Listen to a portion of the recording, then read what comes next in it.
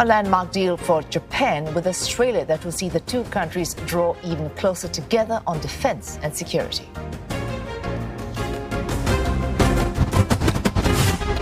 And for a closer look at this deal, we're joined by Senior Associate Professor Stephen Nagi. He's from the International Christian University in Tokyo. Professor Nagi, if we look at this deal, it's called the Reciprocal Access Agreement.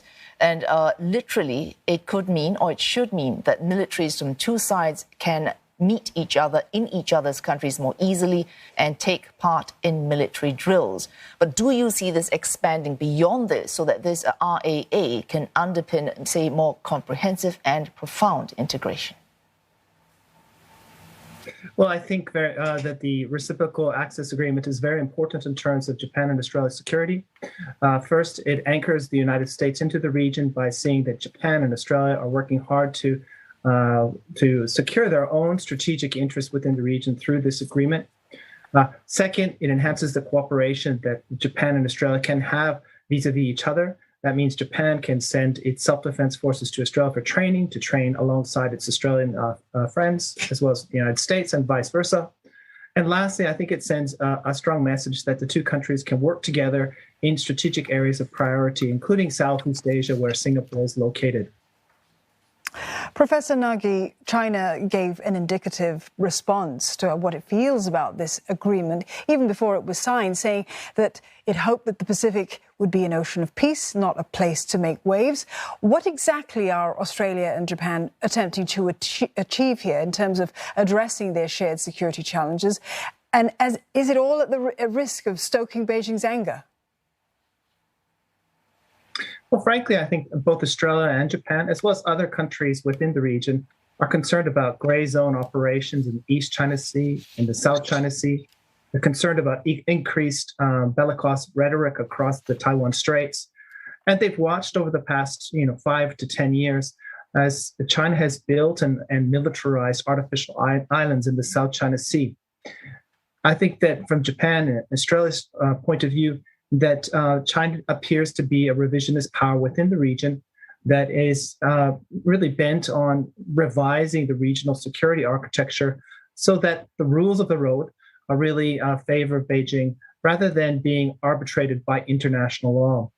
And in that sense, the cooperation between Japan and Australia through the Reciprocal Access Agreement is very important in helping buttress international law within the region through cooperation amongst each other, but also cooperation within Southeast Asia in general to try and strengthen the strategic autonomy of the countries within that region. And I think that will be critical to stability and critical to peace within the region moving forward. Professor Nagi, you mentioned the situation across the Taiwan Strait. Now, Japan, of course, making increasingly high profile and increasingly frequent comments on this. So we saw last year's defense white paper where, for the first time, the Taiwan Strait, the situation there, was raised as a national concern for Japan. And that matters because of Japan's pacifist constitution. So if you make Taiwan a matter of national security for Japan, Japan, therefore, is cleared under this constitution to act on Taiwan. Well, I think that Taiwan represents a strategic security interest for Japan, but also all the other countries within the Indo-Pacific region.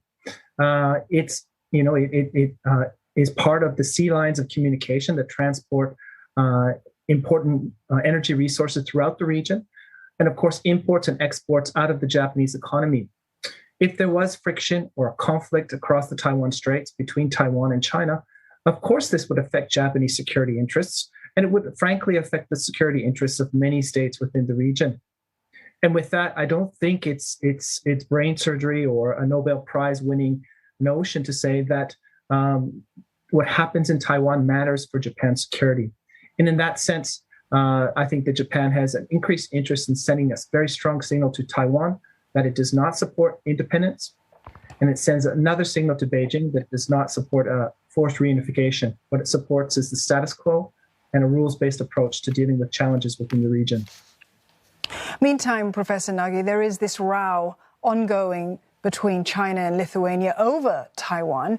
Taipei has been trying to soften the blow somewhat economically for Lithuania, promising to invest where China perhaps has pulled out of the Baltic state.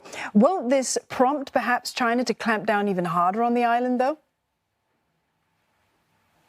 Well, I think that Taiwan is probably already stressed in terms of the economic coercion or pressures that Beijing can bring to bear on Taiwan. But I do think Lithuania and countries that will cooperate and support Lithuania in its efforts to promote stronger bilateral relations with Taiwan under a One China policy will continue to feel the strain of some kind of economic coercion. We've already seen German businesses being pressured to cut off ties with Lithuanian businesses. And I think that we're going to see growing calls for this kind of economic coercion against European friends of Lithuania. This will be a challenge. It will be seen as economic coercion against a smaller state of the European Union. And I think it's likely to backfire on China in terms of shifting the European Union and Lithuania's position on Taiwan. Rather, it's going to bring and create more consensus amongst European nations that they need to stand up to economic coercion, whether it's Russia, whether it's China, or even whether it's the United States. Professor Nagy, I return to an earlier point you made about Taiwan. You said Japan needs to send a message to Taiwan that it does not support independence, while at the same time also warning Beijing it does not support forceful reunification. So, in other words, maintaining the long-standing position of strategic ambiguity. But in Washington, we're seeing lots of voices calling for more clarity, removing that ambiguity. Where does Japan stand on this? Be more or less ambiguous in terms of telling both sides what they will do should either side move beyond the status quo right now?